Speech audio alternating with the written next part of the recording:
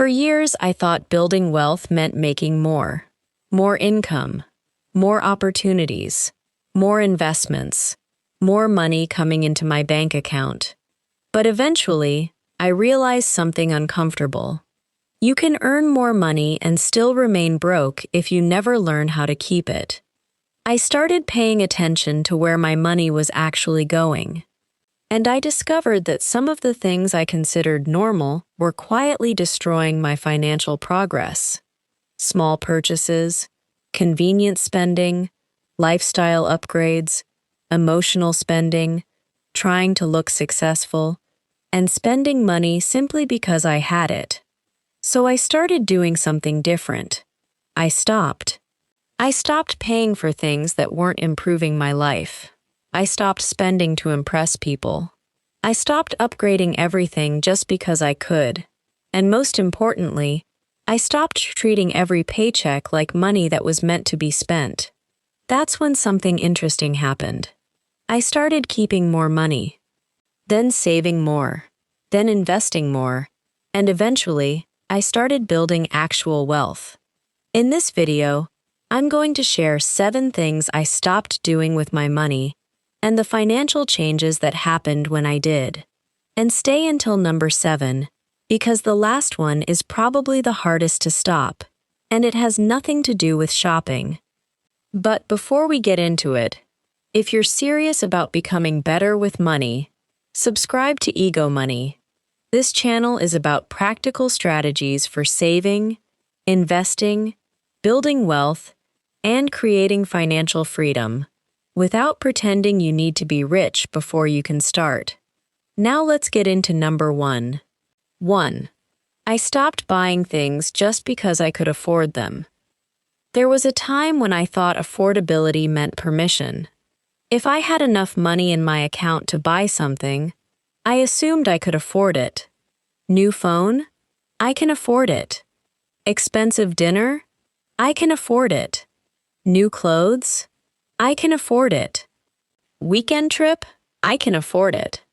But I eventually learned something important.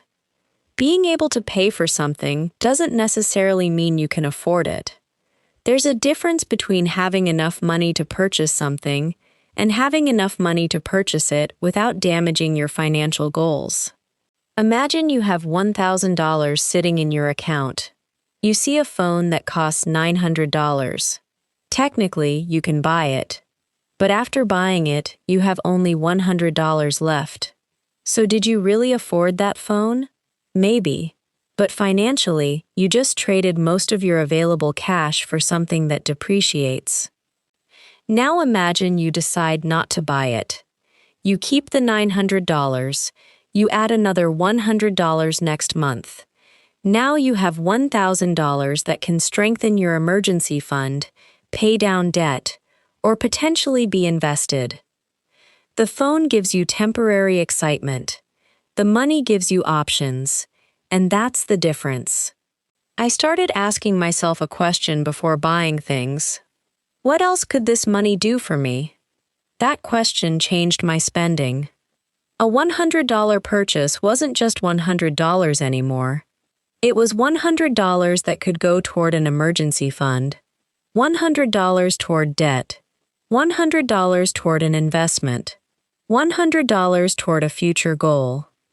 And sometimes, spending the money was still the right decision. That's important. Building wealth doesn't mean you never enjoy your money. It means you stop spending automatically. You start spending intentionally. And that brings us to number 2. I stopped trying to look rich. This one was difficult, because society constantly teaches us that financial success should be visible.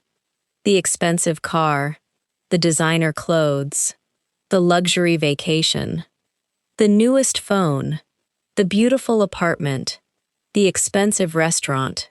Social media makes it even worse. Everywhere you look, someone appears to be living an incredible life. But here's the problem. You can look wealthy without actually being wealthy. And you can look completely ordinary while quietly building serious wealth. I started asking myself, who am I trying to impress? And sometimes the answer was uncomfortable. People who weren't paying my bills. People who didn't care about my financial future. People who might admire the purchase for 5 minutes and forget about it the next day. That's when I realized something. Looking rich is expensive. Being financially secure is different. Imagine someone earns $70,000 a year.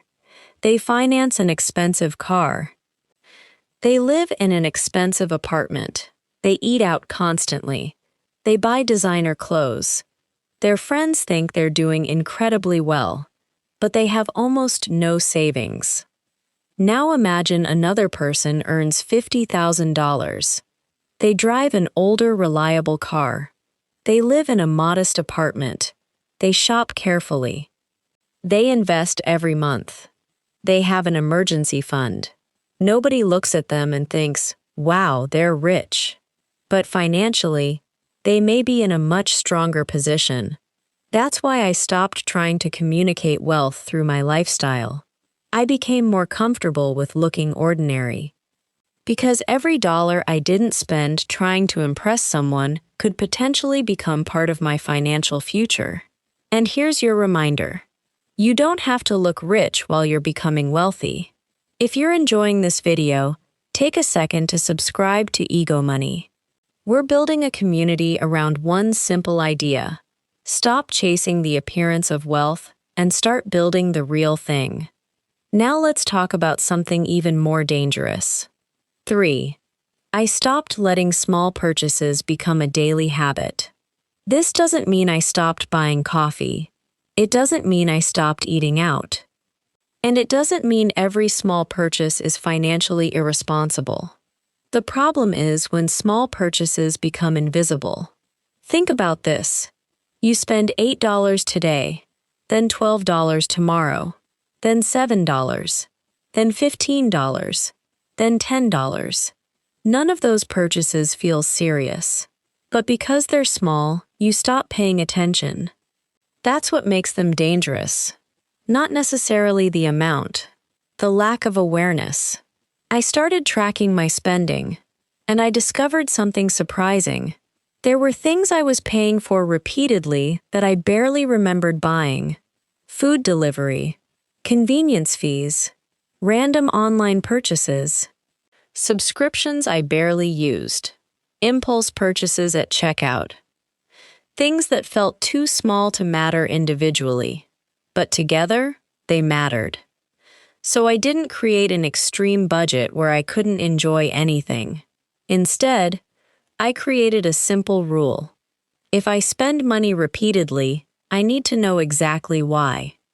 I started reviewing my bank statements, not once a year, regularly. I looked at recurring charges. I looked at convenience spending. I looked at impulse purchases. And I asked, did this actually improve my life? Some answers were yes. Some were no. And the no's became opportunities. Because saving money isn't always about finding one huge expense to eliminate. Sometimes it's about stopping dozens of small leaks. Imagine you discover that you're wasting $200 every month. That's $2,400 a year. And over several years, that can become a meaningful amount of money that could have gone toward your financial goals. The lesson isn't never spend. The lesson is know what you're spending. Because you can't improve what you refuse to measure. 4. I stopped upgrading my lifestyle every time my income increased. This one changed everything. Because getting a raise feels like permission to spend more. Let's say you earn $3,000 per month. Then you get a promotion. Now you're bringing home $3,500. Your brain immediately starts calculating what you can upgrade. Maybe a better apartment. Maybe a newer car. Maybe more expensive restaurants. Maybe more vacations. And suddenly, the extra $500 is gone. Then another raise comes. Another upgrade. Another increase in expenses. And eventually, You're earning much more money but somehow still feel financially stressed. That's lifestyle inflation. And I decided I didn't want every increase in income to automatically become an increase in spending. So I created a different rule. Every time my income increases, my wealth building increases first. For example, suppose your income rises by $500 per month. Instead of immediately spending all $500, you could decide that a portion goes toward investing, savings, or debt reduction. And maybe you use the remaining portion to enjoy your progress. That way, your life improves, but your financial position improves faster. This is incredibly powerful. Because imagine doing it for years. Your income grows, your savings rate grows, your investments grow, your financial security grows, but your lifestyle doesn't grow at the same speed. That's how an ordinary income can eventually create extraordinary financial results. You don't need to live miserably. You simply need to prevent every raise from becoming another bill. 5. I stopped using debt to buy things I couldn't really afford. Debt can be useful in certain situations, but consumer debt can become a trap, especially when you're using debt to maintain a lifestyle.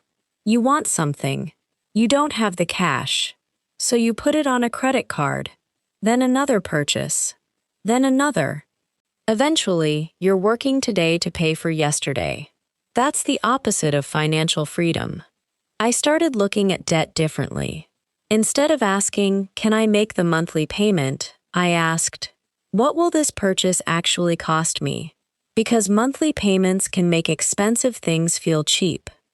A $700 purchase doesn't feel as painful when you're told it's only $58 per month. But it's still $700, and if you're paying interest, it can cost even more. This is why I stopped judging affordability by the monthly payment alone. I looked at the total cost, the interest, the opportunity cost, and what else that money could accomplish. And something interesting happened. I became much harder to sell to. Advertisements became less powerful. Sales became less exciting. Only $49 a month didn't impress me anymore, because I started seeing the entire financial picture. The goal isn't to avoid all debt forever. The goal is to make sure debt doesn't control your future, because every dollar going toward unnecessary interest is a dollar that can't work toward your financial freedom. 6. I stopped spending money when I was emotional. This might be one of the biggest changes I made, because sometimes we're not buying things because we need them. We're buying because we feel something. You're stressed. You shop. You're bored. You order food. You're sad. You buy something online. You get paid. You feel like celebrating. You spend. You have a bad day. You tell yourself, "I deserve this." And maybe you do deserve something nice. But the problem happens when spending becomes our emotional coping mechanism. I started noticing patterns. There were times when I wanted to spend money, not because I needed something, but because I wanted to change how I felt. So I created a pause.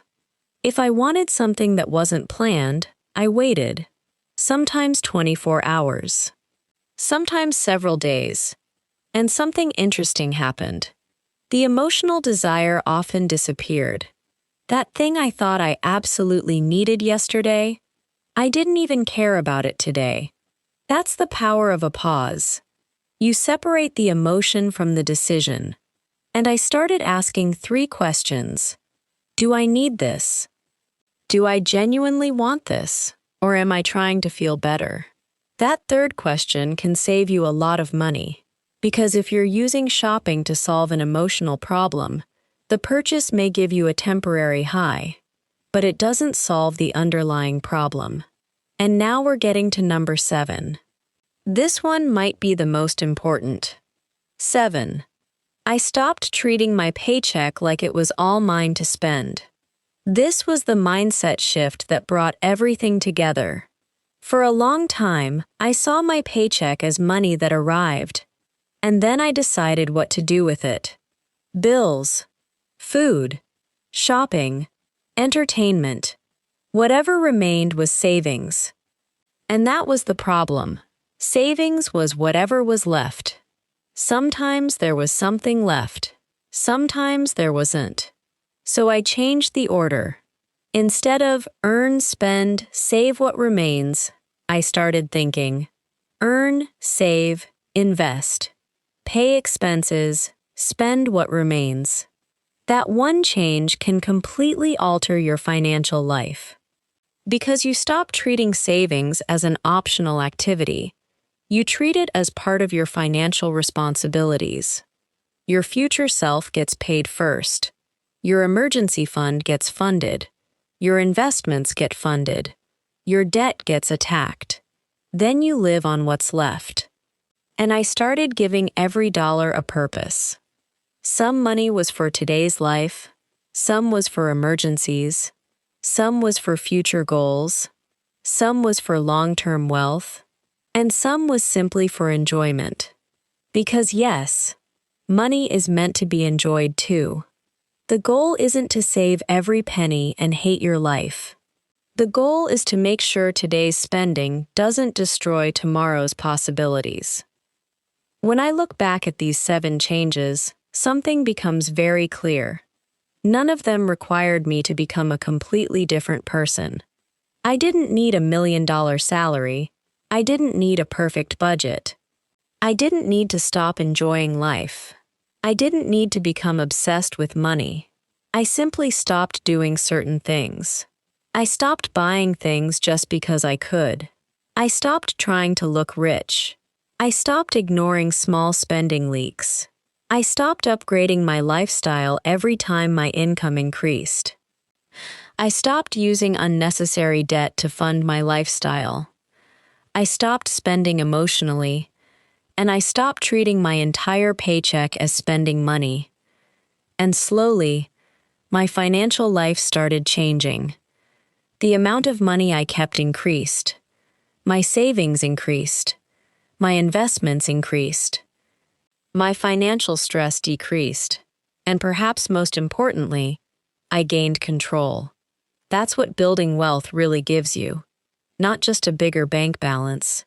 Control. The ability to handle an unexpected expense without panic. The ability to leave a bad situation because you have savings. The ability to take a career opportunity without being terrified about your next paycheck. The ability to say no to things that don't serve you.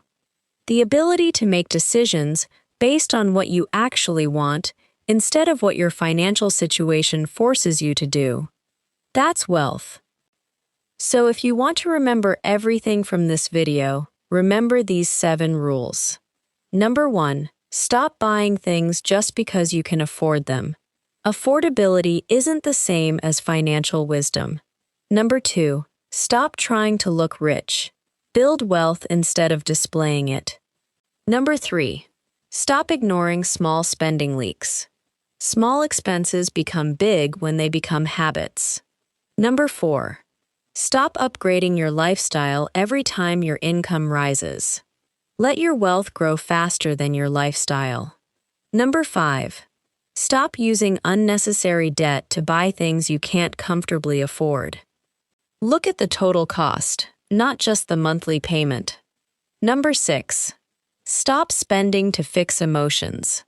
Create a pause between feeling and purchasing. Number 7, stop treating your entire paycheck as spending money. Pay your future self first. And here's what I want you to remember. You don't necessarily need to make more money before you can start building wealth. Sometimes, you need to stop losing the money you already make. You don't have to eliminate everything you enjoy. You don't have to live like you're poor. You don't have to feel guilty every time you spend money. You simply need to become more intentional. Because wealth isn't only created by what you earn. It's created by what you keep, protect, invest, and allow to compound over time.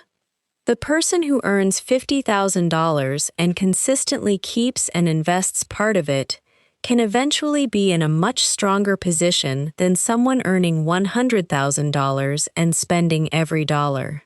Your financial future is being built by the decisions you make with ordinary money every single day. So don't wait for the big salary. Don't wait for the perfect opportunity. Don't wait until you're older. Start with the money you have right now. Stop the leaks. Build the savings. Control the lifestyle. Invest consistently, and let time work for you. If this video made you look at your money differently, subscribe to EgoMoney. And before you leave, I want you to do something. Look at your spending this month and identify one thing you can stop doing with your money. Just one. Maybe it's an unnecessary subscription. Maybe it's impulse shopping. Maybe it's eating out more than you planned. Maybe it's trying to keep up with other people's lifestyles. Whatever it is, stop it. Then redirect that money towards something that actually builds your future. Because becoming wealthy isn't always about finding one magical investment. Sometimes, wealth begins with one thing you finally decide to stop doing. Subscribe to EgoMoney for more practical strategies to save money, build wealth, invest wisely, and create financial freedom. Stop wasting money. Start building wealth.